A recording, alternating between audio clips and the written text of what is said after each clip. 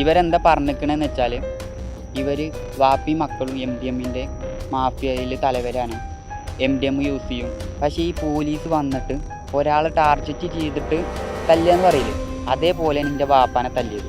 വാപ്പാനെ തല്ലണതും പോലീസുകാർ നോക്കി നിൽക്കുക, എന്നിട്ട് നാട്ടുകാർ തല്ലുക. വാപ്പാൻ്റെ കയ്യിൽ കത്തിൻ്റെ MDM ആണെന്നൊക്കെ പറഞ്ഞിട്ട് വാപ്പാനും തല്ലി. അത് കണ്ടിട്ട് ഞാൻ ചെന്നതാണ്.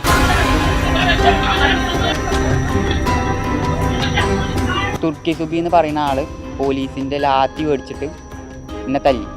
മറ്റേ ഷാഹിദ് അലി എൻ്റെ കമ്പി കൊണ്ട് തലക്കടിച്ചപ്പോൾ ഞാൻ കൈ തടുത്തു. ഇവിടെ ചതവുണ്ടായിരുന്നു. എൻ്റെ കാലിമ്മയും കയ്യമ്മയും മുതുകിലും നിറച്ച് ദേഹത്ത് മൊത്തം അന്ന് നല്ല പരിക്കുണ്ടായിരുന്നു. നടക്കാൻ പോലും വെച്ചിരുന്നില്ല. അല്ലെങ്കിൽ വീട്ടിൽ കടന്ന് ഞങ്ങൾ നിരങ്ങും, പോലീസിൻ്റെ ട്യൂണിൽ വർത്താനം പറയുന്നൊക്കെ പറഞ്ഞിട്ട് എന്നെ ഭീഷണിപ്പെടുത്തി.